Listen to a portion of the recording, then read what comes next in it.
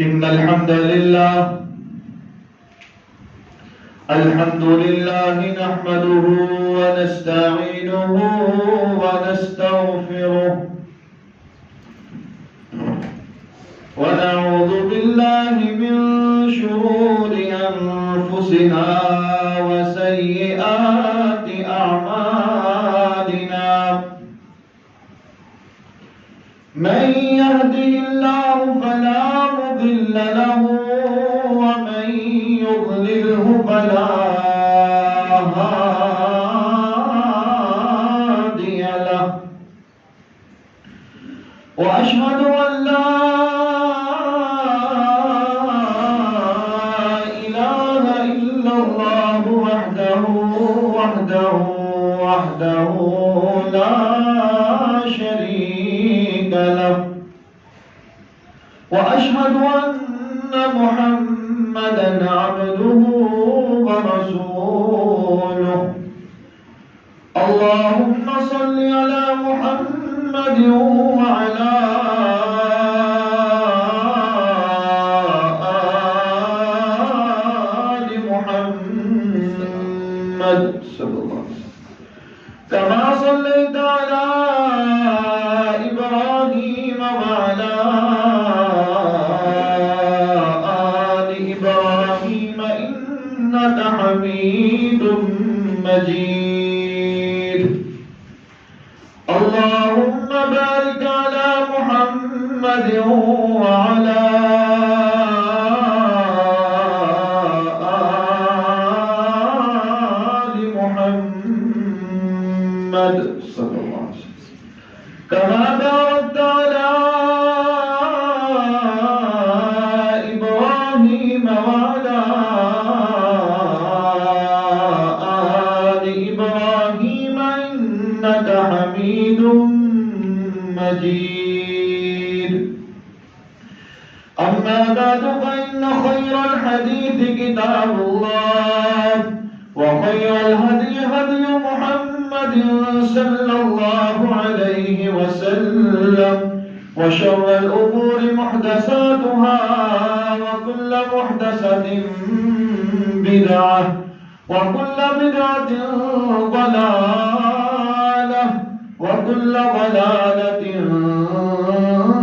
في النار رب اشرح لي صدري ويسر لي أمري واحلل عقدة من لساني يفقهوا قولي رب زدني علما رب زدني علما رب زدنا علما أعوذ بالله من الشيطان الرجيم بسم الله الرحمن الرحيم لقد رضي الله عن المؤمنين إذ يبايعونك تحت الشجرة فعلم ما في قلوبهم فأنزل السكينة عليهم وأثابهم فتحا قريبا صدق الله مولانا العظيم وصدق رسوله النبي الكريم ونحن على ذلك من الشاهدين والشاكرين والحمد لله رب العالمين حمد و ثنا تعریف تمجید تقدیس اللہ رب العزت کے لیے جو کائنات کا پالنے والا ہے خالق ہے مالک ہے رازق ہے داتا ہے گنج بخش ہے لجپال ہے غریب نواز ہے غوث اعظم ہے علی کل شیء قدیر ہے درود و سلام آقا دو جہاں امام الانبیاء خطیب الانبیاء امام اعظم پیر اعظم مرشد اعظم رہبر اعظم امام کائنات نبی التوبہ نبی الرحمہ بشیر نذیر سراج منیر صلی اللہ علیہ وسلم کی ذات اقدس پر ہوں باری تعالیٰ سے دعا ہے کہ اللہ ہمارا یہاں پر آنا بیٹھنا سننا سنانا اللہ تعالیٰ اپنی بارگاہ کے اندر منظور و مقبول فرمائے اور ہم سب کا ذریعہ نجات کا سبب بنے اللہ ہم سب کو بار بار اپنے گھر کی زیارت نصیب فرمائے۔ پچھلے جمعے آپ احباب کے سامنے اہل البیت کے حوالے سے چند گزارشات پیش کی گئی تھیں کہ اہل البیت نبی کریم صلی اللہ علیہ وسلم کے گھر والے، آپ صلی اللہ علیہ وسلم کے خونی رشتہ دار، ان کے ساتھ محبت کرنا، ان کے ساتھ عقیدت رکھنا، یہ ہر مسلمان پر فرض ہے۔ جو شخص اہل البیت سے محبت کرتا ہے، ان کے ساتھ عقیدت رکھتا ہے، انسان کی یہ محبت روز قیامت انسان کو اللہ رب العالمین کے قریب کر دے گی۔ اور جو انسان اہل البیت سے بغض رکھتا ہے، اہل البیت سے نفرت رکھتا ہے، تو اس کی یہ نفرت جو ہے روز قیامت انسان کی بربادی اور ناکامی کے لیے کافی ہوگی۔ اہل البیت، ان کے ساتھ محبت کرنا یہ ہمارے ایمان کا حصہ ہے، اور ان کے ساتھ نفرت کرنا یہ منافقت ہے۔ اللہ کے نبی صلی اللہ علیہ وسلم کی وہ حدیث ہمیں اپنے ذہنوں میں یاد رکھنی چاہیے۔ اللہ کے نبی صلی اللہ علیہ وسلم نے سیدنا علی المرتضی رضی اللہ تعالی عنہ کو فرمایا تھا کہ اے علی، تیرے ساتھ صرف اہل ایمان ہی محبت کریں گے، اور تیرے ساتھ دشمنی اور تیرے ساتھ بغض وہ بھی رکھے گا جو منافق ہوگا۔ لا يحبنی الا مؤمن ولا يبغضنی الا منافق۔ علی رضی اللہ تعالی عنہ کہا کرتے تھے کہ میرے ساتھ وہی محبت کرتا ہے جس کے اندر ایمان ہوتا ہے، میرے ساتھ صرف اہل ایمان ہی محبت کرتے ہیں، جس کے اندر ایمان نہیں وہ میرے ساتھ محبت نہیں رکھتا، اور میرے ساتھ دشمنی، میرے ساتھ بغض اور میرے ساتھ دشمنی وہی اہل نفاق رکھتا ہے کہ جس کے دل کے اندر منافقت ہو۔ اور جس انسان کے دل میں منافقت ہو وہ علی رضی اللہ تعالی عنہ سے محبت نہیں کرتا، اور جس انسان کے دل میں ایمان ہو وہ آپ رضی اللہ تعالی عنہ سے محبت کرتا ہے۔ اہل البیت سب کا ادب کرنا، سب کا احترام کرنا اور سب پر ایمان لانا یہ ہمارے ایمان کا حصہ ہے۔ اگر کوئی انسان آدھوں کو مان لے، آدھوں کو چھوڑ دے، یا سب کو مان کر صرف ایک کا ہی انکار کر دے، تو انسان کی بربادی ہی بربادی ہے۔ آج پوری دنیا میں ہر انسان یہ دعویٰ کرتا ہے، ہر انسان یہ کہے گا کہ مجھے اہل البیت سے محبت ہے، مجھے اہل البیت سے پیار ہے۔ دنیا میں کوئی انسان ایسا نہیں ملے گا جو یہ کہے کہ مجھے اہل البیت کے ساتھ دشمنی ہے، یا کوئی ایسا شخص نہیں کہے گا کہ مجھے اہل البیت سے بغض ہے، کوئی نہیں کہے گا۔ سب کہیں گے ہمیں اہل البیت سے پیار ہے، انکار بھی کرتے جائیں گے اور کہیں گے کہ ہمیں اہل البیت سے محبت ہے، پیار ہے۔ اب پتہ کیسے چلے گا کہ یہ انسان، یہ شخص محبت کرتا بھی ہے کہ نہیں کرتا؟ یہ اہل البیت سے محبت کرتا ہے کہ نہیں؟ اہل البیت سے دشمنی رکھتا ہے کہ نہیں؟ پتہ کیسے چلے گا؟ تو آج کی اس نشست میں آپ احباب کو ایک ٹیسٹر دینا ہے۔ آپ نے خود ہی چیک کرنا ہے کہ یہ شخص، یہ انسان اہل البیت سے محبت کرتا ہے کہ نہیں کرتا۔ آپ وہ ٹیسٹر لگائیں گے تو آپ کو معلوم ہو جائے گا کہ یہ شخص اہل البیت سے محبت کرتا ہے کہ نہیں کرتا۔ سب سے پہلی بات، اہل البیت میں سے 3 افراد، سیدنا علی المرتضی رضی اللہ تعالی عنہ، اور دوسرے نمبر پر حسن و حسین رضی اللہ تعالی عنہما، اور تیسرے نمبر پر زین العابدین امام سجاد علی بن حسین بن علی رضی اللہ تعالی عنہ۔ یہ 3 افراد، ان 3 افراد کو اپنے ذہنوں میں رکھیں۔ اور عورتوں میں سے 3 خواتین، سیدہ عائشہ رضی اللہ تعالی عنہا، سیدہ فاطمہ رضی اللہ تعالی عنہا، سیدہ ام سلمہ رضی اللہ تعالی عنہا، مردوں میں سے بھی 3 اور عورتوں میں سے بھی 3. آپ کے سامنے ان کا عقیدہ، ان کا نظریہ، ان کا سوچ، ان کا منہج، ان کی فکر اور ان کی بات آپ کے سامنے پیش کرنا چاہتا ہوں. جو انسان ان کی بات کو مانے گا وہ یقینی طور پر ان سے محبت کرنے والا ہوگا، اور جو انسان ان کی بات پر اتفاق نہیں کرے گا وہ لاکھ درجہ اپنی زبان سے کہے کہ مجھے اہل البیت سے محبت ہے، حقیقی طور پر اس کے دل میں اہل البیت کا پیار اور محبت موجود نہیں ہے. بات عمل کی ہے. اگر انسان اہل البیت کی بات مانے گا تو سچی محبت ہے، اور اگر نہیں مانے گا زبان سے جتنا مرضی اونچی آواز سے بلند کر لے، کہے کہ مجھے محبت ہے، پیار ہے، محبت ہے، اس انسان کو محبت نہیں ہوگی. پہلی دلیل، پہلی بات، سیدنا علی المرتضی رضی اللہ تعالی عنہ. یہ کون ہے؟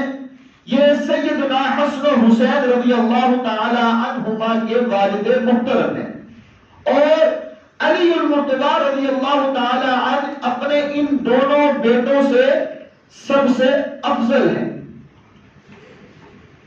ان کا ایک نکاح ہوا، علی المرتضی رضی اللہ تعالی عنہ کی شادی ہوئی، اور ان کے ایک بیٹے کا نام محمد بن حنفیہ رضی اللہ تعالی عنہ بھی ہے. علی رضی اللہ تعالی عنہ کی شادی ہوئی، جنگ یرموک ہوئی، تو جنگ یرموک میں مال غنیمت جب آیا تو اس مال غنیمت میں سے ایک لونڈی آئی، اس کا نام حنفیہ تھا. علی رضی اللہ تعالی عنہ کے حصے میں جب آئی تو علی رضی اللہ تعالی عنہ نے اس کو آزاد کر کے اس سے نکاح کر لیا. نکاح کرنے کے بعد ایک لڑکا پیدا ہوا جس کا نام محمد رکھا گیا. بخاری کی روایت ہے محمد بن حنفیہ یہ علی رضی اللہ تعالی عنہ کے بیٹے کا نام ہے، حسن و حسین رضی اللہ تعالی عنہ کے بھائی کا نام ہے. بخاری کی روایت ہے محمد بن حنفیہ جب بڑے ہوئے تو اپنے والد علی رضی اللہ تعالی عنہ سے پوچھتے ہیں، ابا جان ایک بات تو بتلائیں. کہا بیٹا پوچھو. محمد بن حنفیہ کہنے لگے ای الناس خیر بعد رسول اللہ صلی اللہ علیہ وسلم. ابا جان مجھے یہ بات بتلائیے کہ نبی کریم صلی اللہ علیہ وسلم کے بعد اس پوری کائنات میں سے سب سے افضل اور سب سے اعلی شخص انسان کون ہے؟ علی رضی اللہ تعالی عنہ کہنے لگے بیٹا سن لو، اس پوری کائنات میں نبی علیہ السلام کے بعد سب سے افضل ترین ہستی جو ہے وہ ابو بکر رضی اللہ تعالی عنہ کی ہے. محمد بن حنفیہ کہنے لگے ثم من، ابا جان اس کے بعد کون ہے؟ علی رضی اللہ تعالی عنہ کہنے لگے کہ اس کے بعد پوری کائنات میں سب سے افضل ترین ہستی جو ہے وہ سیدنا عمر فاروق رضی اللہ تعالی عنہ کی ہے. اب بیٹا باپ سے سوال کر رہا ہے، اب بیٹے کی خواہش تھی شاید میرے باپ کا نام آئے. حدیث کے الفاظ ہیں خشیت ان یکون عثمان. محمد بن حنفیہ کہتے ہیں کہ مجھے ڈر تھا کہ اب میں جب تیسری مرتبہ پوچھوں گا تو میرے والد علی جو ہے وہ یہی کہیں گے کہ عثمان ہے تیسرے نمبر پر. تو محمد بن حنفیہ رضی اللہ تعالی عنہ نے کہا کہ سننا انتا علی، ابا جان تیسرا نمبر پھر آپ کا ہی ہے؟ کہا نہیں، تیسرا نمبر جو ہے ابو بکر و عمر کے بعد تیسرا نمبر جو ہے وہ سیدنا عثمان رضی اللہ تعالی عنہ کا ہے. یہ کون کہہ رہا ہے؟ محمد بن حنفیہ. اور کس کو کہہ رہے ہیں؟ علی رضی اللہ تعالی اپنے بیٹے کو کہہ رہے ہیں کہ پوری انسانیت میں، پوری کائنات میں سب سے پہلا نمبر نبی علیہ السلام کے بعد کس کا ہے؟ ابو بکر کا ہے. دوسرا نمبر کس کا ہے؟ عمر کا ہے، تیسرا نمبر کس کا ہے؟ عثمان رضی اللہ تعالی عنہ کا ہے۔ اب آپ ٹیسٹر لگا سکتے ہیں، آپ پتہ چلا سکتے ہیں کہ یہ شخص، یہ انسان جو اہل البیت سے بڑی محبت کا دعویٰ کر رہا ہے، اہل البیت سے بڑے پیار کا دعویٰ کر رہا ہے، علی رضی اللہ تعالی عنہ سے، حسن و حسین رضی اللہ تعالی عنہ سے بڑی محبت کے دعوے کر رہا ہے، تو آپ نے یہ ٹیسٹ کرنا ہے کہ آیا کہ اس کو محبت ہے کہ نہیں ہے، اس کے اندر بغض تو نہیں ہے۔ تو آپ چیک کر سکتے ہیں، کیونکہ علی رضی اللہ تعالی عنہ کا عقیدہ، علی رضی اللہ تعالی عنہ کا نظریہ، علی رضی اللہ تعالی عنہ کی سوچ یہ تھی کہ پوری کائنات میں انبیاء کے بعد پہلا نمبر ابو بکر کا، دوسرا عثمان، دوسرا عمر رضی اللہ تعالی عنہ کا، اور تیسرا سیدنا عثمان رضی اللہ تعالی عنہ کا ہے۔ جب آپ یہ پتہ چلائیں گے تو آپ کو ساری چیزیں واضح ہو جائیں گی، پتہ چل جائے گا کہ کون محبت کرتا ہے اور کون محبت نہیں کرتا۔ بخاری کی روایت ہے۔ دوسری دلیل، سیدنا عمر فاروق رضی اللہ تعالی عنہ جب ان کو خنجر لگا، نماز کی حالت میں تھے، خنجر مارا گیا۔ کس نے مارا؟ ابو لولو فیروز مجوسی نے۔ اس پر سب کا اتفاق ہے کہ یہی بے ایمان انسان تھا، اور اس بدبخت انسان نے سیدنا عمر فاروق رضی اللہ تعالی عنہ کو خنجر مارا۔ اور آج اہل البیت کا نام لے کر بڑے بڑے دعوے کیے جاتے ہیں۔ اگر آپ نیٹ پر سرچ کریں تو اس بدبخت کا مزار جو ہے، اس کی قبر جو ہے، وہ انہوں نے ایران میں بنائی ہوئی ہے، اور اس بدبخت کو انہوں نے اپنا بابا تسلیم کیا ہوا ہے۔ اس بدبخت کو جو ہے وہ اپنا شجاع مانا ہوا ہے، اس بدبخت کو جو ہے اپنا بہادر مانا ہوا ہے۔ سیدنا عمر فاروق رضی اللہ تعالیٰ عنہ زخمی ہوئے، چند دنوں کے بعد آپ اس دنیا سے رخصت ہو گئے۔ جب آپ فوت ہوئے تو آپ کو کفن پہنایا گیا۔ کفن پہنانے کے بعد صحابہ آپ کے ارد گرد موجود تھے۔ عبداللہ ابن عباس رضی اللہ تعالیٰ عنہما سے مروی ہے، بخاری کی روایت ہے، صحابہ جمع ہے، پیچھے سے ایک شخص آیا، اس نے عبداللہ بن عباس رضی اللہ تعالیٰ عنہ کے کندھے کے اوپر ہاتھ رکھا۔ عبداللہ ابن عباس نے جب مڑ کر دیکھا تو پیچھے علی رضی اللہ تعالیٰ عنہ تھے۔ علی رضی اللہ تعالیٰ عنہ جب آئے تو کہنے لگے رحم اللہ عمر فاروق رضی اللہ تعالیٰ عنہ پر اپنی رحمتوں کا نزول فرمائے، اللہ عمر رضی اللہ تعالیٰ عنہ پر اپنی برکتوں کا نزول فرمائے۔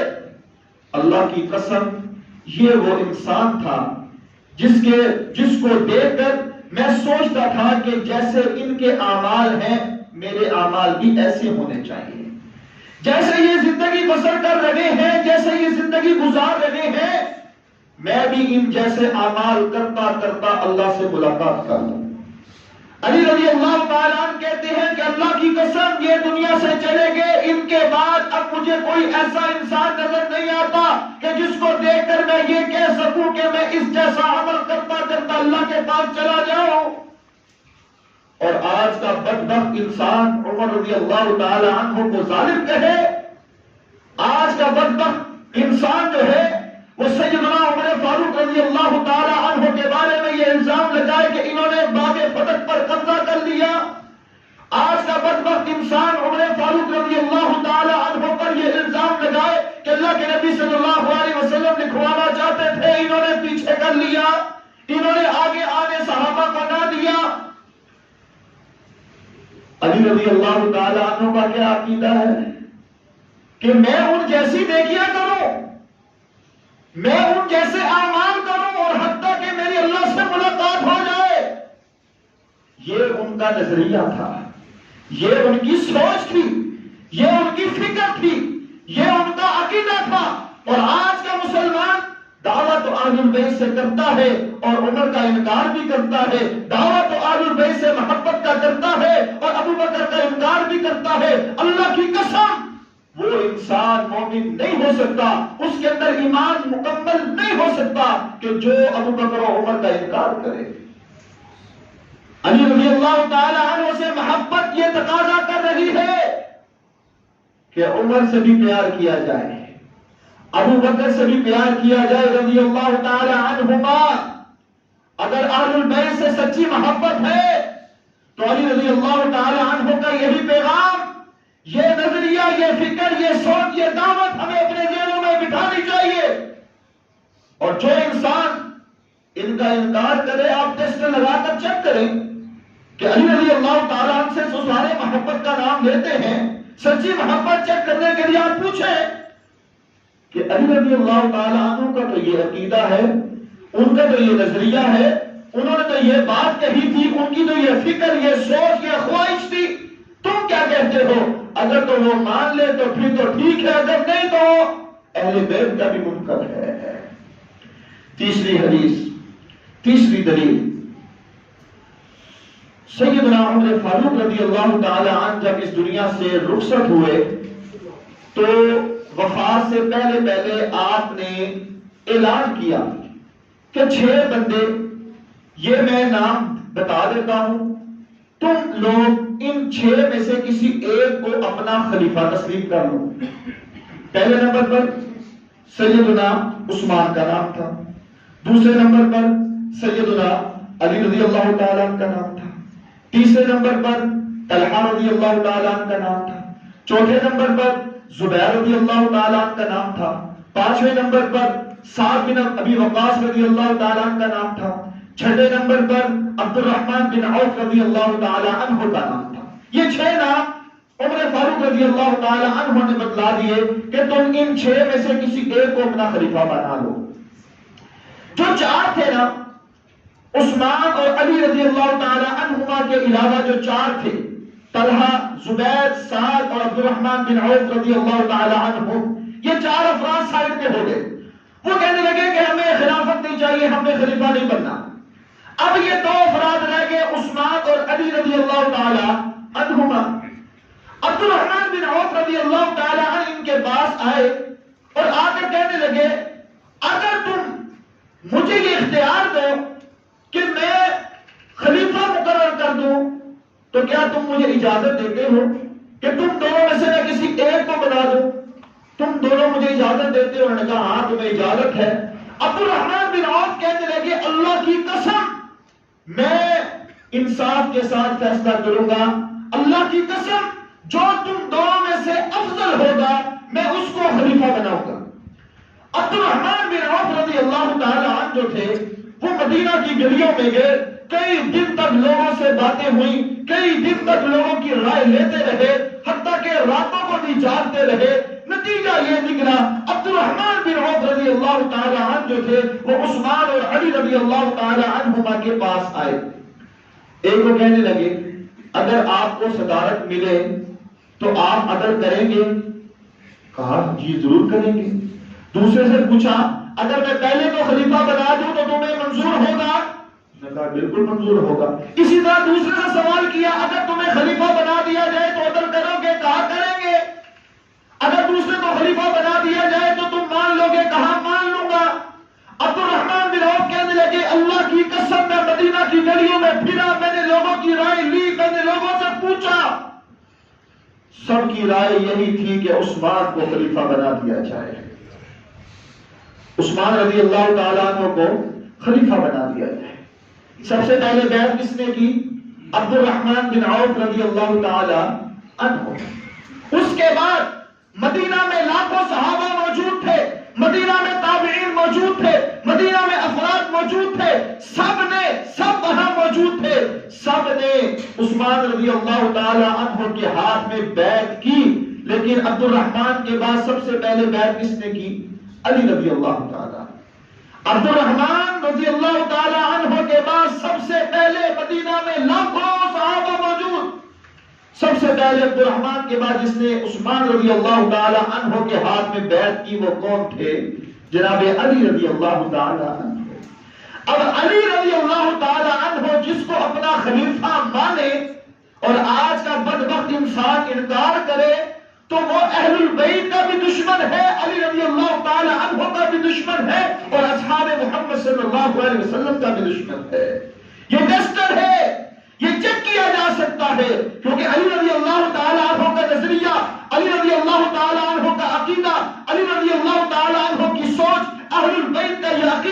کہ مسلمانوں کا تیسرا خلیفہ عثمان ہے، انہوں نے بیعت کی، اور آج کا انسان اہل البیت سے محبت کا دعویٰ بھی کرے، اہل البیت سے محبت کا پیغام بھی لوگوں میں پھیلائے، لیکن چیک یہ کرنا ہے کہ ان کی بات کو وہ مان بھی رہا ہے کہ نہیں مان رہا۔ اگر تو ان کے عقیدے پر ہے، اگر تو ان کے نظریے پر ہے، اگر تو ان کی سوچ کے مطابق ہے، اگر تو ان کی باتوں پر عمل کر رہا ہے، پھر تو وہ حقیقی طور پر اہل البیت سے محبت کرنے والا ہے۔ اور اگر ان کی باتوں کا انکار کرتا جائے اور محبت کے دعوے کرتا جائے تو یہ شخص اہل البیت کا بھی گستاخ ہے، اصحاب محمد صلی اللہ علیہ وسلم کا بھی گستاخ ہے۔ چوتھا مسئلہ جو بیان کرنا ضروری سمجھتا ہوں وہ یہ ہے، آج اہل البیت سے محبت کرنے کے دعوے بڑے بڑے لوگ کریں گے، لیکن اب پتہ کیسے چلے گا کہ یہ انسان بغض رکھ رہا ہے یا محبت کر رہا ہے؟ سن لیں، علی رضی اللہ تعالی عنہ نے کہا کہ یہ صحابہ جو ہیں یہ میرے آئیڈیل ہیں، یہ صحابہ اصحاب محمد نبی علیہ السلام کے یہ وفادار ساتھی جو ہیں یہ سارے کے سارے میرے دوست ہیں، میں ان سے محبت کرتا ہوں، ان سے پیار کرتا ہوں۔ ایک اہل البیت کا انکار کرنا انسان کی بربادی کے لیے کافی ہے۔ ہمارا یہ عقیدہ ہونا چاہیے، ہمارا یہ منہج ہونا چاہیے، ہمارا یہ نظریہ ہونا چاہیے، ہماری یہ سوچ اور فکر ہونی چاہیے کہ محمد صلی اللہ علیہ وسلم کے سارے اصحاب جو ہیں، سارے کے سارے ساتھی جو ہیں وہ جنتی ہیں، کسی ایک کا بھی انکار ہمیں کرنا نہیں چاہیے۔ اگر جو کرے گا وہ اپنے ایمان کی خیر منائے۔ ایک کتاب جس کا نام نہج البلاغہ ہے، نہج البلاغہ، کہا جاتا ہے کہ اس میں سیدنا علی المرتضی رضی اللہ تعالی عنہ کے سارے خطبات کو اس میں جمع کیا گیا ہے۔ نہج البلاغہ، اس میں یہ بات موجود ہے، اس میں علی رضی اللہ تعالی عنہ کا قول موجود ہے، اس میں علی رضی اللہ تعالی عنہ کی بات موجود ہے۔ علی رضی اللہ تعالی عنہ نے فرمایا کہ جو انسان کسی مصیبت کے وقت اپنے ہاتھوں کو اپنے ران پر مارے، مصیبت کے وقت اپنے ہاتھ کو اپنی ران کے اوپر مارے، ایسے انسان کے سارے اعمال اللہ ضائع کر دیتا ہے۔ نہج البلاغہ کتاب بھی ان کی، مکتبہ بھی ان کا، چھاپنے والے والی ان کے، سب کچھ ان کا۔ اس میں یہ روایت، یہ قول، یہ بات موجود ہے کہ جو انسان مصیبت کے وقت اپنا ہاتھ اپنی ران کے اوپر مارے، اللہ ایسے انسان کے پچھلے سارے اعمال کو ضائع کر دیتا ہے، اور جو شخص، جو انسان پورے جسم کو لہو لہان کر لے وہ کیا بنے گا؟ وہ کس کیٹیگری میں ہے؟ آج اہل البیت سے محبت کا دعویٰ کر کے جو کچھ ہمارے معاشرے میں، ہمارے ملک میں ہو رہا ہے، اللہ کی قسم یہ ان کی طریقہ کار نہیں ہے، یہ ان کا بیان نہیں ہے، ان کا نظریہ، ان کا عقیدہ، ان کی سوچ نہیں ہے۔ شریعت تو ہمیں اس چیز کی بھی اجازت نہیں دیتی، اور آج تو روڈوں کو بلاک کر کے، سڑکوں کو بند کر کے اور عام شہریوں کو تنگ کر کے یہ جو رسم منائی جاتی ہے، شریعت کا اس میں کوئی ثبوت موجود نہیں ہے۔ اگر ہمیں سچی محبت ہے، علی رضی اللہ تعالی عنہ سے سچی عقیدت ہے، تو پھر ہمیں ان کے طریقے پر چلنا ہوگا، ہمیں ان کے نظریوں کے مطابق اپنا نظریہ بنانا ہوگا، ان کے عقیدے کے مطابق زندگی بسر کرنی ہوگی، اسی میں ہماری کامیابی ہے۔ علی رضی اللہ تعالی عنہ کے پاس ایک تابعی آئے، ان کا نام عبد الحیات اسدی تھا۔ علی رضی اللہ تعالی عنہ کہنے لگے، پانچویں دلیل، کہ آج میں تمہیں وہ کام سونپنے لگا ہوں جو کام مجھے محمد رسول اللہ صلی اللہ علیہ وسلم نے سونپا تھا۔ آج میں اپنی خلافت کے دور میں وہ کام تمہیں سونپنے لگا ہوں۔ وہ کام کیا تھا؟ علی رضی اللہ تعالیٰ کہنے لگے کہ مجھے میرے نبی علیہ السلام نے حکم دیا، اے علی جاؤ اور ایک بالش سے اوپر جتنی بھی قبریں ہیں سب کو گرا دو. بخاری کی روایت ہے. ایک بالش سے اوپر جتنی بھی قبریں ہیں سب کو گرا دو. عرب کی مٹی جو ہے وہ تھوڑی سی سخت ہے، وہ جلدی نیچے بہنے والی نہیں ہے. ہمارے ہاں مٹی جو ہے وہ جلدی بہ جاتی ہے. علی رضی اللہ تعالی عنہ نے کہا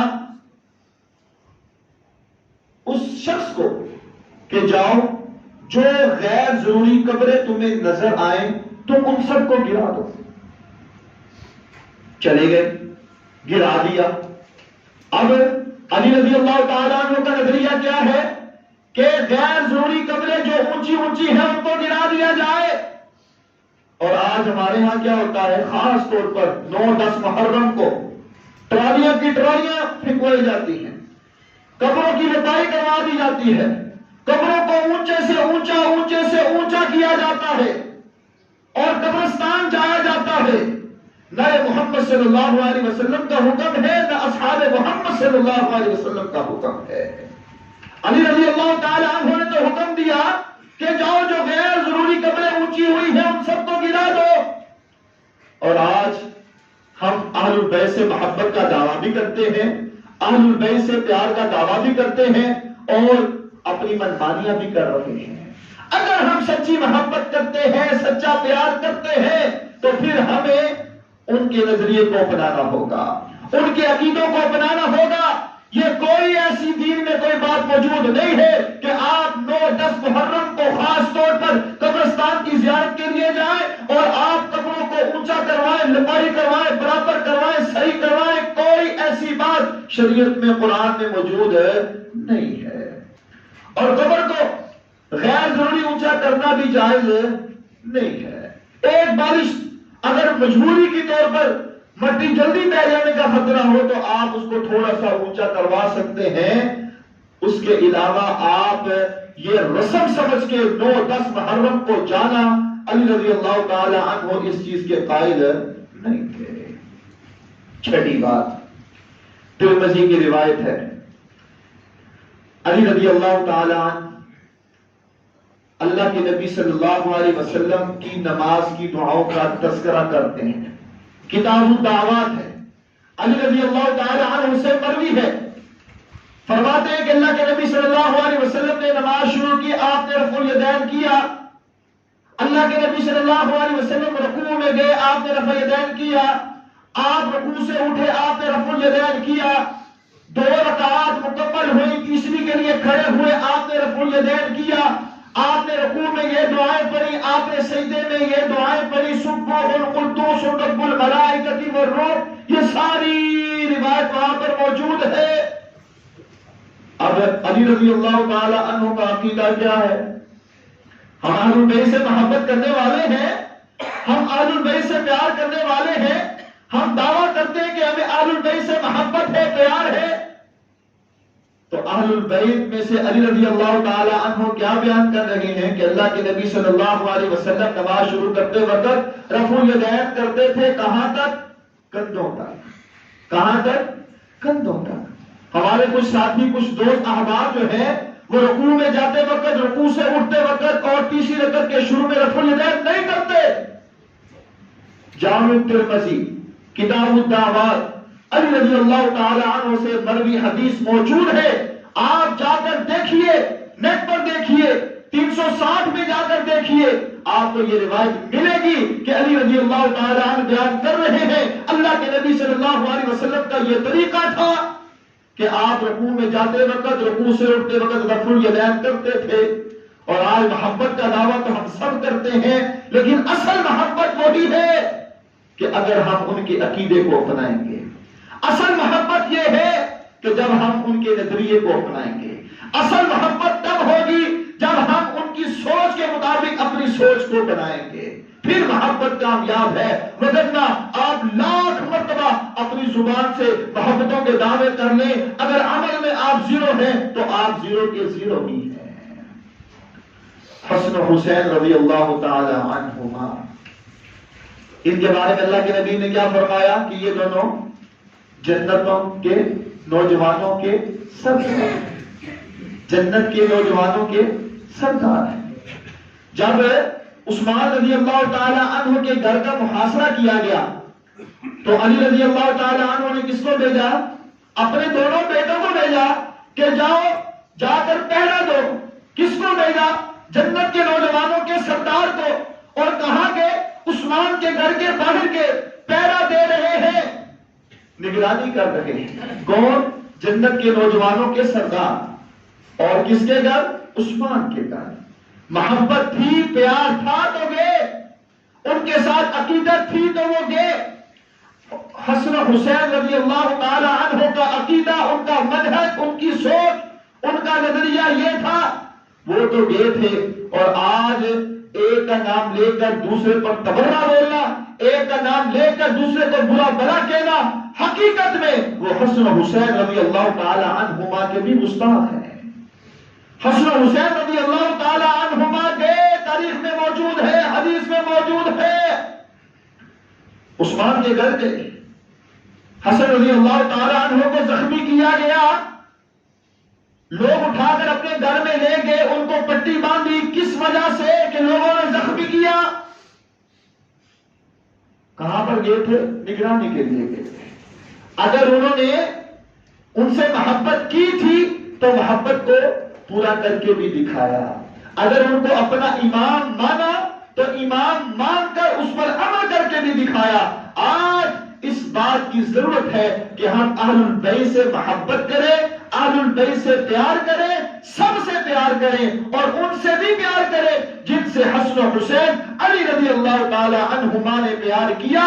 ان سے پیار کرنا ہمارے ایمان کا حصہ ہے۔ اگر ہم نے ان میں سے کسی ایک کا بھی انکار کر دیا تو یقین جانیے ہم سب کو پھر اپنے ایمان کی فکر کرنی چاہیے۔